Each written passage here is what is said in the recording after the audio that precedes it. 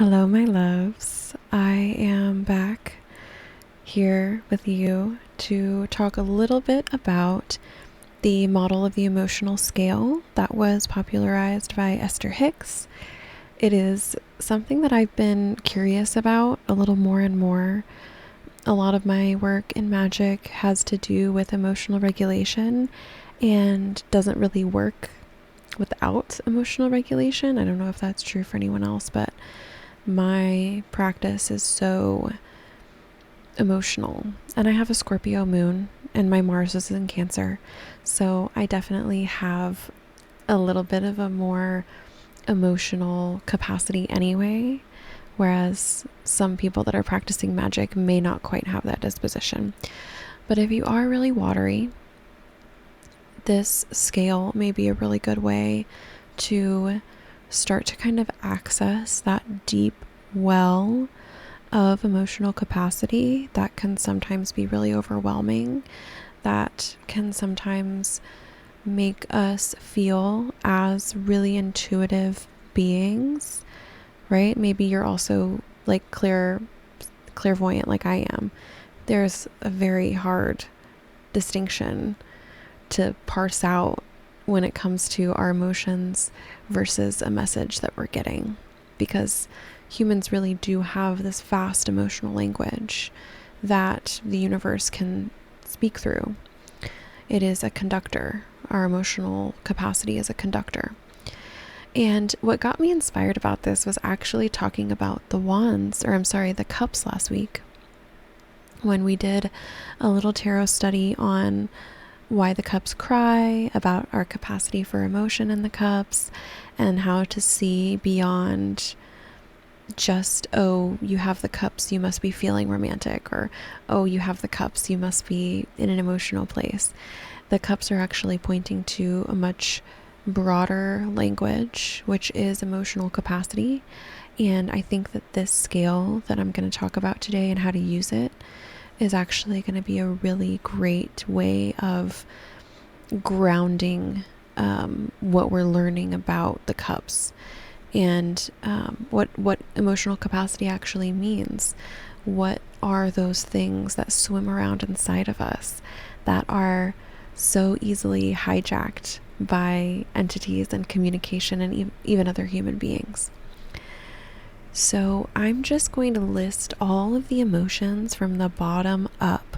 So this will take a moment, and you can imagine, I believe that in the cosmology of Esther and Abraham Hicks, they use an emotional grid to go from feeling to feeling. And the idea is that rather than just being happy and transitioning from rage to happiness, you have a lot of steps to go in between that. And these are all of the little steps from the lowest you can feel to the highest. And the lowest in this cosmology is powerlessness. Not even sadness. It's powerlessness. Because you can get to, and this is actually what I love about this scale and its use in magic, is that sad is so vague, and sad is so limited when it comes to actually describing what the nuances of our feelings are.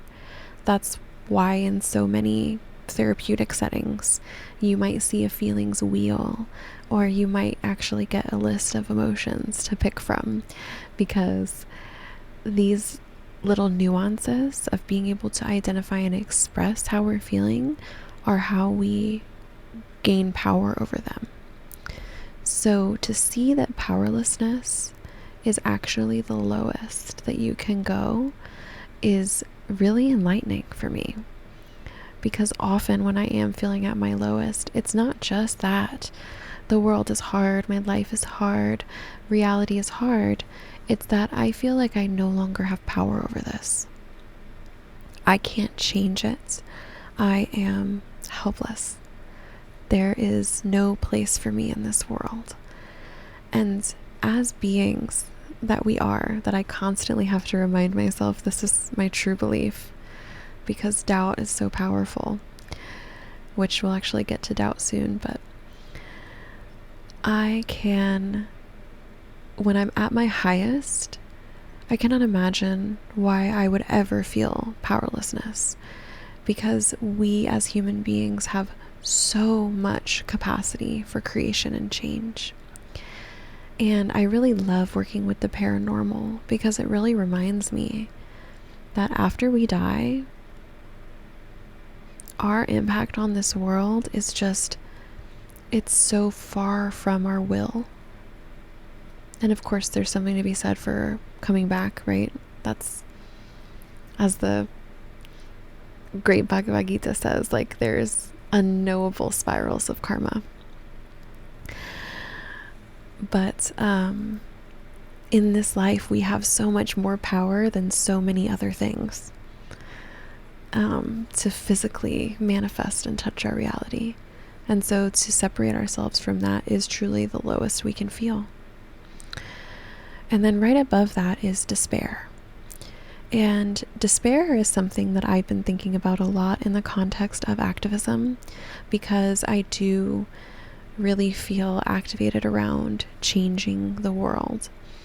And despair really is this belief that the world will never change.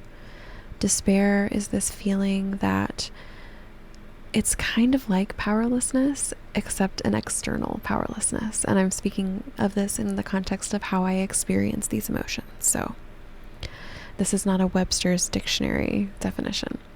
But if you're an air sign, then you might really enjoy going through the Webster's dictionary definition of all of these. And then desperation. And so what I'm noticing here is that even just in these three, if I go from desperation, which means I need to change things, I am desperate for something, I have to get something, I have to be something, I have to change something, I am desperate. That's a pretty frantic energy. And then if I don't acknowledge and channel that desperation, if I don't alchemize it, it turns into despair. Because my feeling is that the world does not have room for me to actually make the changes that I need. The world does not have room for the satisfaction of the things that I am desperate for. I can't get that money. I can't get that house. I can't be that person. I can't feel that thing. That's despair. And then we move into powerlessness, which is like, not only do I not believe that I can get or access those things because they don't exist, I now believe that it is because I don't have the power. I don't have the choice. I don't have the control. So it's a very quick slope from desperation to powerlessness when you can't acknowledge your desperation. And desperation is a very hard energy for other people to tolerate. And so when you do feel desperate, you become a little more lonely and you fail to tolerate your own desperation. It's a great practice to acknowledge desperation. Many of us are desperate. Many have something in our life that we are desperate for. And rather than acknowledge our desperation and lean into it and see what it says about us, we tuck it away and we hide it so that others will want to tolerate us and want to be around us. We really do feel that desperation is like a sickness that is contagious, and if other people feel it, they're not going to want to be around us. It's very sad. And that's why it escalates, is because it doesn't get seen. When the truth is, desperation is quite sacred. It points to what you want, and what you want is your compass. So it's incredibly empowering to be in that frantic energy, to feel how much exists in that vortex, right? If you're familiar with this emotional scale, you're probably also familiar with the vortex. Desperation has some oomph to it. and it wants to be alchemized. It is saying, look at me, alchemize me. Really, desperation thinks that as soon as you look at it, it's satisfied. It doesn't really need the thing. Now, we may need the thing. We often do need the thing. The desperation is an accessory to that and an accelerator of that to try to get us to go after the thing so that we don't die. And then grief is right above desperation. So if you can imagine yourself feeling really desperate, and you can grab on above you and pull yourself up into grief, which is the acknowledgement that you don't have what you need. And that so many people in this world do not have what they need. And rather than feeling desperate and frantic trying to get it, you can pull yourself from desperation into grief, into the emptiness of not having anything. So when I say desperation wants to be alchemized, that's what I'm saying. It wants to materialize and burn away all of this frantic fear so that you can see what's actually under that is a deep well of dark sadness. Now, grief is the polar opposite of love.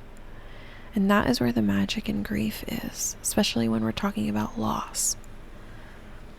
But above grief is fear. And fear is faceless. Fear represents so many creatures in our shadow. It can reveal itself as anything. Fear is that bodily feeling, the uncanny valley that we walk in when we realize that our perception is very limited, that we cannot see everything, that we cannot plan for every outcome, that linear time and space are not in our realm of control. Now we learn when we move from powerlessness to despair and to desperation and to grief, when we go through that process of pulling ourselves and alchemizing and ascending through these darker dimensions, we learn that there is a lot that we do have control over. There's a lot. We have a very strong will and a very sacred magic. We have a brilliant intellect and an amazing community of other human beings going through the human condition. We have a lot of that. But the things that we don't have control over, that's the fear. Ultimately, what can we change? Anything that's outside of that can either excite us if we're on the higher end of the emotional scale, or it can really terrify us. We are afraid that we won't be able to meet the universe as it comes at us, because there is so much coming at us that we can't see, and we are smart enough and sensitive enough to know that. And now let's pull our way up from fear, and we're still at the bottom of the scale, because the thing that we actually move up from, fear, leads us to unworthiness. And there's good news and bad news about feeling unworthy. The good news is there are a lot of content creators right now in the online space talking about unworthiness and talking about how to feel worthy. And a lot of them are doing that because they have worked through that in their life in order to meet their needs. And in most cases, maybe selling an online course about it, unfortunately. But in most cases, working through unworthiness is the hardest thing that they have had to do. Because we are programmed in this culture in, not very subtle ways. It is not subtle how unworthy we are made to feel, especially by organized religion. It's an extremely dense energy that all of us are walking in.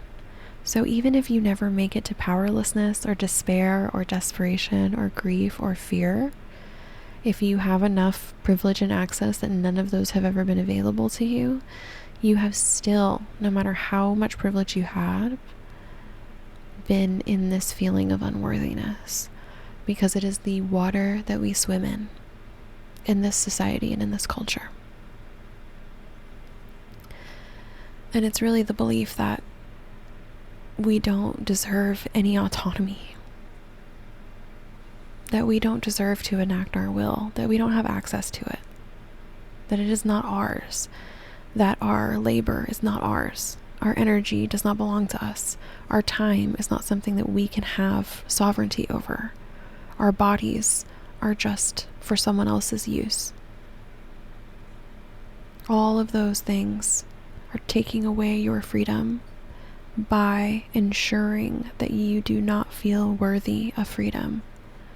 And what that will do is allow you to be at a place emotionally where you feel comfortable policing others and how they use their time and how they live their life. Unworthiness is a magnifier for all of the judgments that live inside of you.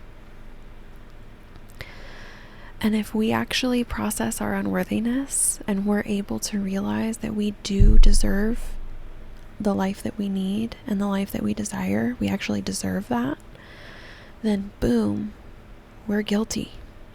That's the next emotion in the emotional scale, is guilt. And that's saying that, yes, I know I deserve this, but so many other people don't have it. I am in this emotion all of the time. It is so hard to alchemize and to lift out of, because it's true. That's another thing that our system and society has ensured, is that you, not only do you not deserve it, but if you have it, you better watch yourself.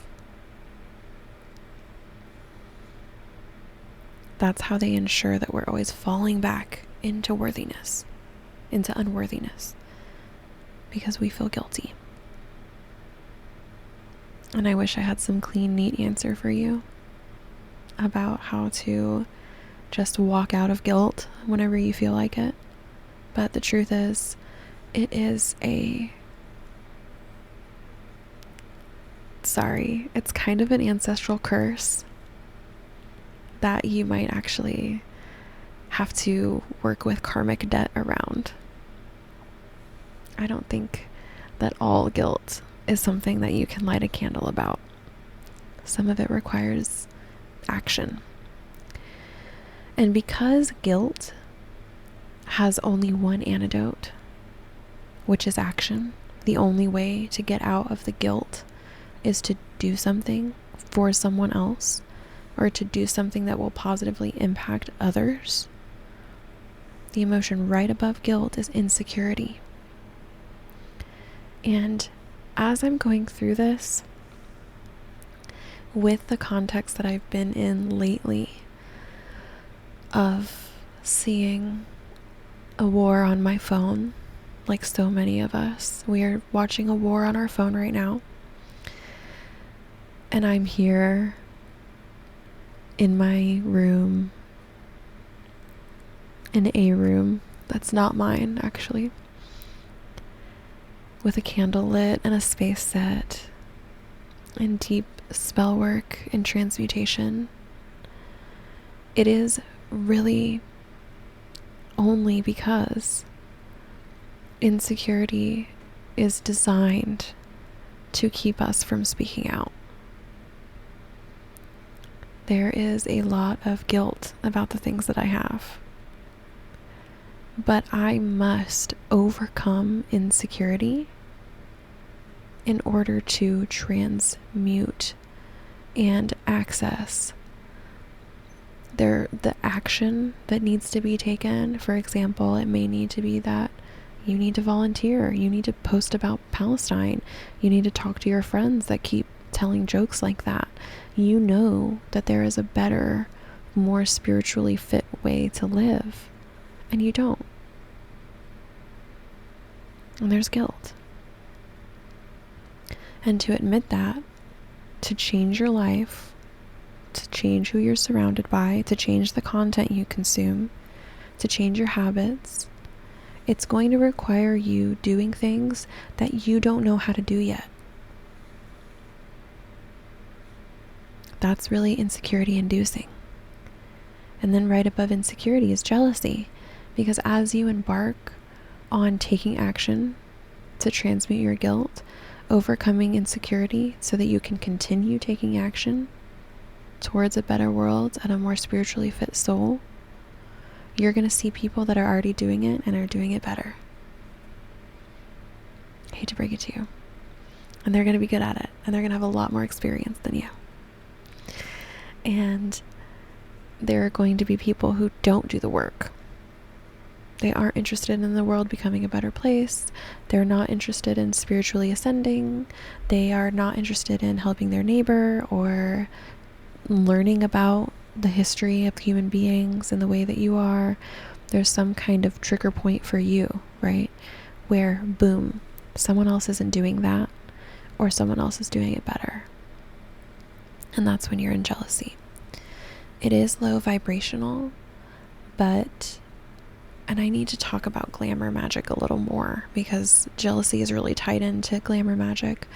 Even though it's a low vibrational energy, jealousy, just like desperation, is a frantic energy that is pointing to something for you. It is helping you direct your desire. So don't get too caught up on yourself if you're a jealous person. You can transmute that. It's all about taking that jealousy that you are pointing at others and seeing what within you needs support around that. And that's why the next one up is rage. Because when you're in there, and even just to get to the point in your life where you are willing to look at yourself instead of looking at others, just to access that level of self-awareness where you stop looking around and saying, this person's doing that, and she misspelled that on her post, and that guy is wearing short shorts, and they need to get their addiction shit together so that they can live their life the way that I think that they should. All of those little jealousies that come out in judgments all over the place. If you have a lot of that, which many of us do, we're also trained to be jealous. Fun fact. Once you point that inside and you start to say, if I were looking at me in the world, what would I think about me? How I treat others? How I exist? How I express myself? And it could even be the things that you fail to express because you're afraid of judgment. It could just be that you don't hate those people. You just don't want to be judged the way they are. And so you take it upon yourself to hijack that judgment, right? That level of self-awareness is so painful, and it creates rage. And you have to feel rage. You have to. If you're a human being, unfortunately, you have to feel rage. And the blessing of rage being a part of how we alchemize challenging emotions is that you don't have to take it out on others. And in fact, if you do, you're often not in the right. There are definitely times where someone deserves all of your rage. Of course.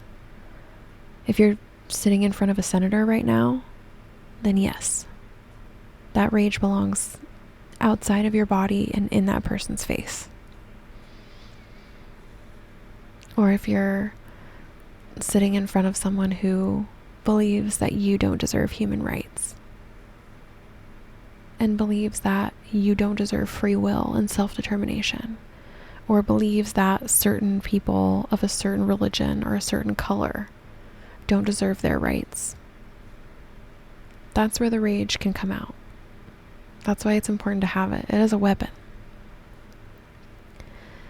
Now, when you are misplacing your rage in order to hurt yourself, in order to judge other people, that's where it's asking you to take a breather. I'm thinking of a lot of people that I know with like Aries placements that have a really hard time putting a top on it. And I wonder, for me, I did a lot of amazing rage work where I was just hitting and screaming a pillow or doing ecstatic dance, and feeling it move through me was, first of all, very erotic, very hot and sexy.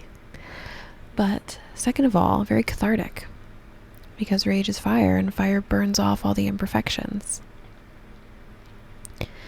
And what's so funny is when you pull yourself out of rage, you're in hatred.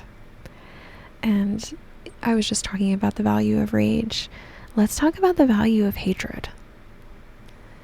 Because if hating things were really that bad, if being a hateful person was really the worst thing you could be, then wouldn't hate be at the bottom of the emotional scale instead of powerlessness? It's not. Because in this cosmology and in so many aspects of alchemy in the universe, you can only really go where you need to go or where you want to go if you understand where not to go. If you know what you hate, then you will face what you love. You will turn away from what you hate, and you will be met with the face of what you love. So hatred is important. But if you think that you're too sweet and too good and too neutral to be a hater, then you may never actually find what it is that you truly love.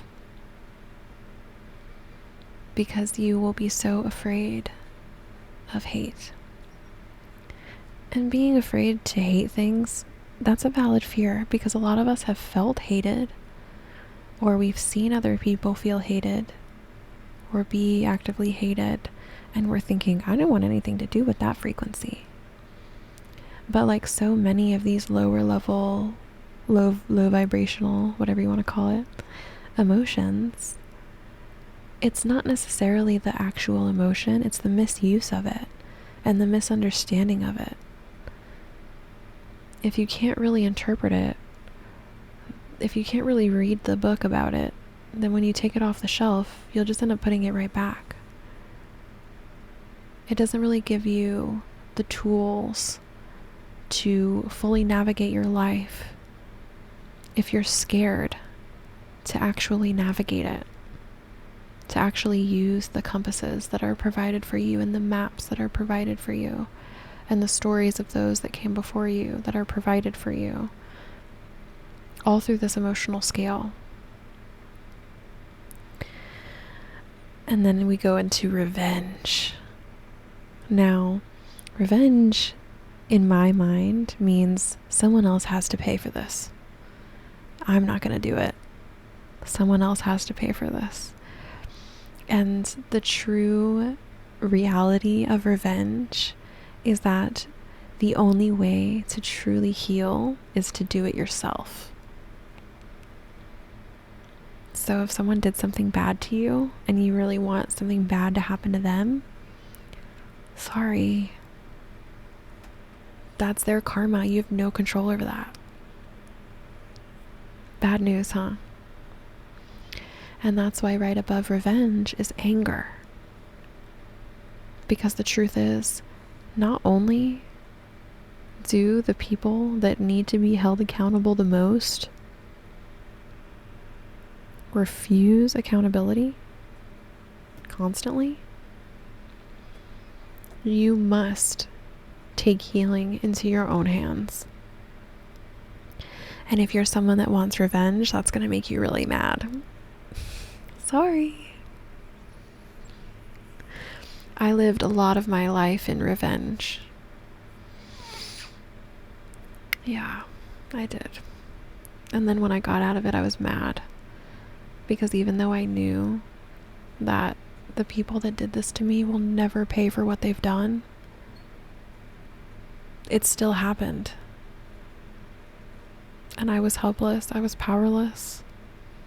And they took advantage of that through their neglect and their active action. And there's no way to go back in time and undo the damage that it did to me.